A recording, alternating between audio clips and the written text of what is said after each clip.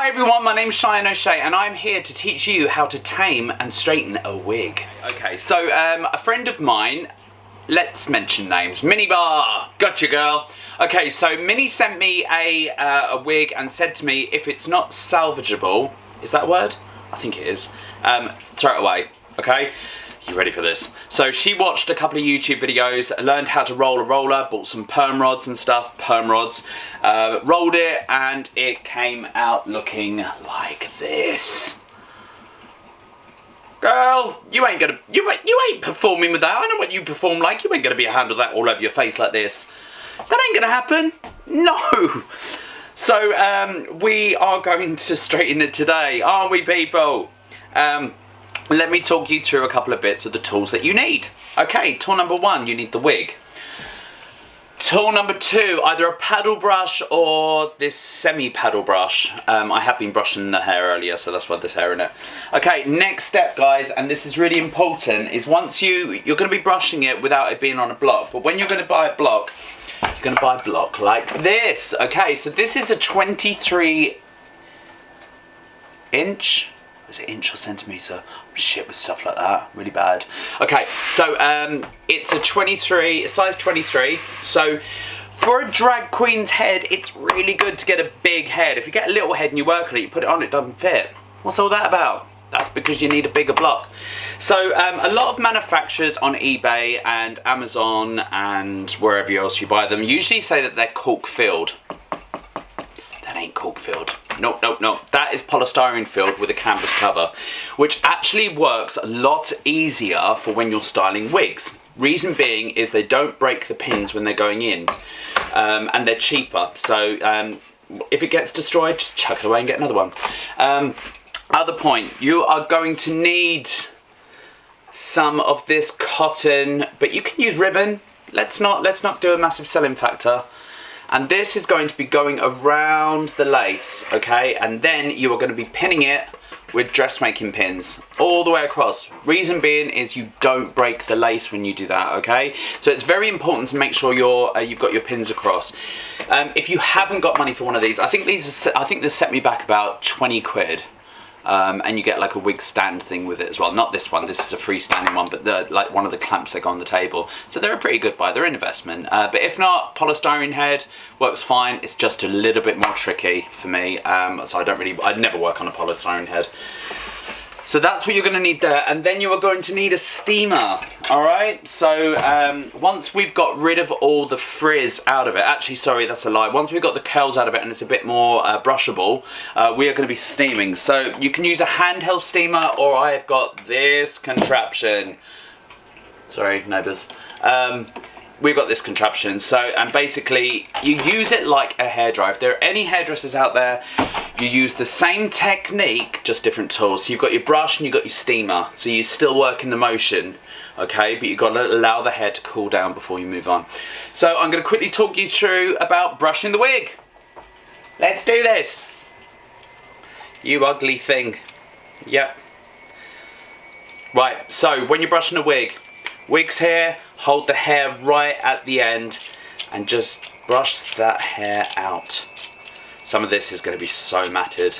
I think she done it, tried it, gave up on it, and I think it got thrown into a box. So that's what we're going to be doing. We're going to be moving closer and closer to where the actual scalp would be on the wig. Because I forgot the word wig cap. This is going to be salvageable. This will be fine. I've done worse than this, a lot worse. So you'll be working from the bottom and making your way up. It's going to knot again though, that's the only thing. It will knot again.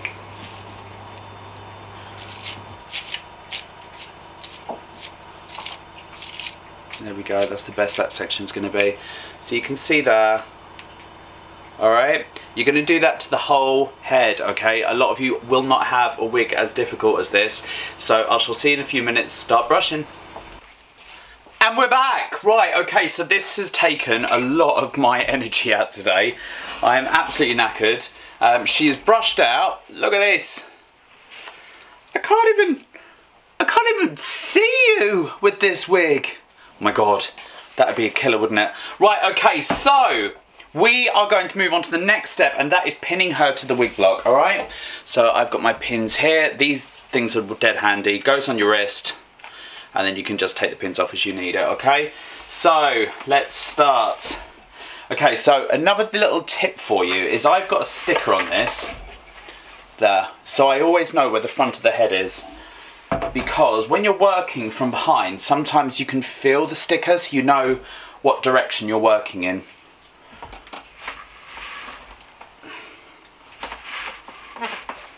And we are done. Right, okay, so let's get this even. Bring that down a little bit. We've got an Emma Bunton forehead going on there, darling. And we are going to be pinning all neatly all the way across, okay? So that's how we're going to be working.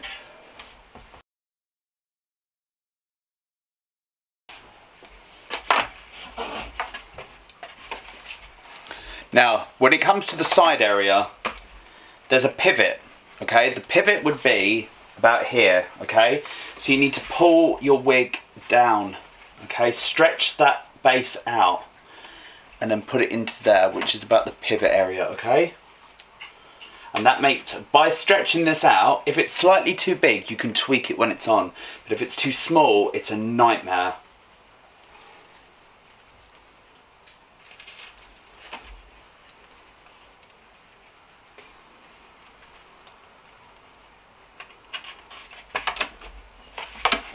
Again to this side, alright? Lift the hair up. Stretch her down. And the pivot is there, okay? I'm really sorry I can't show you closer up because it's a bit of a nightmare.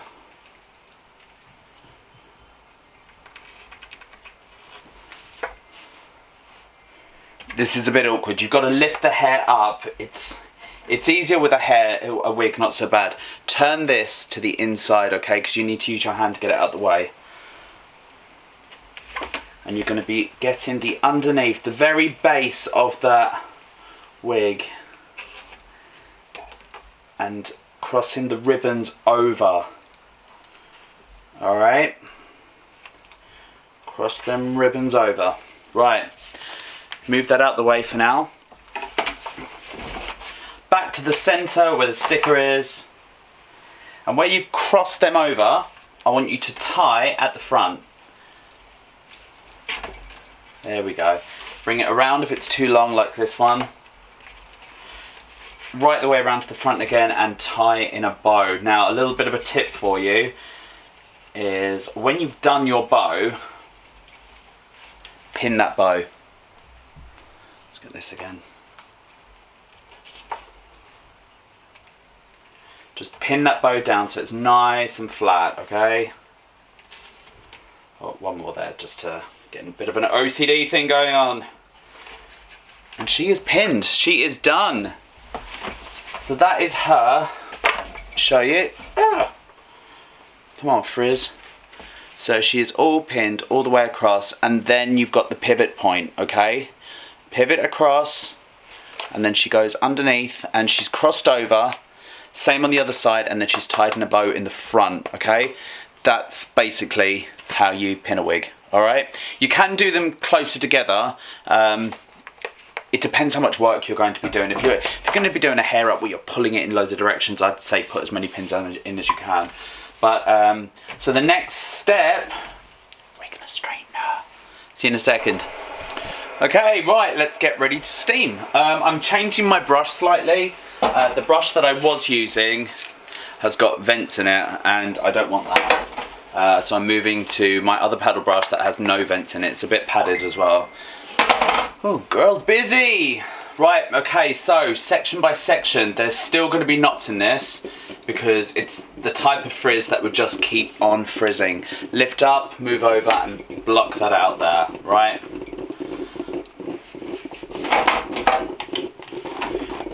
Brush that down, brush that down.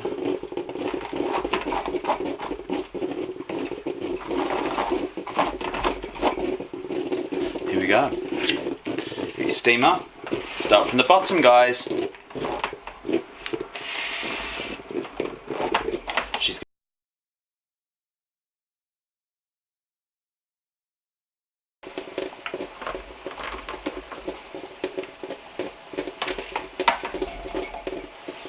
there you go. Completely different.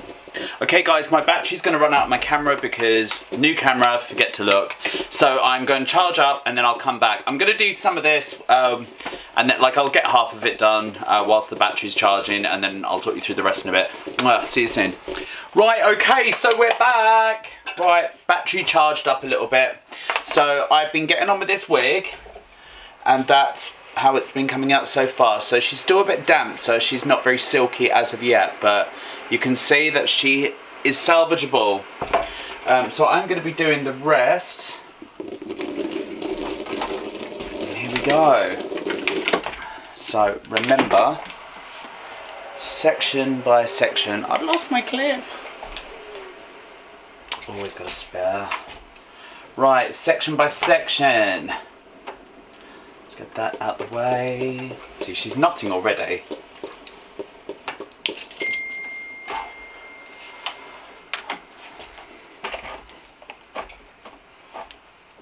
And then it has to reheat, doesn't it? Typical, typical, typical. Still slightly knotty. Because she's so curly, as soon as you stop, like you brush her, it just bounces straight back into a knot again. Anyway, right, let's begin. Starting at the bottom of the hair, just heat that up a little bit. You see what I'm doing? I'm working in a motion that a hairdresser would use. Instead of a hairdryer, I'm using the steamer.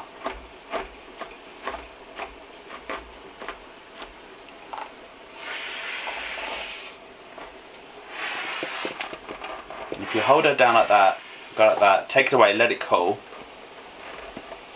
it'll go straight. See what I mean? Okay? So it's nice and easy.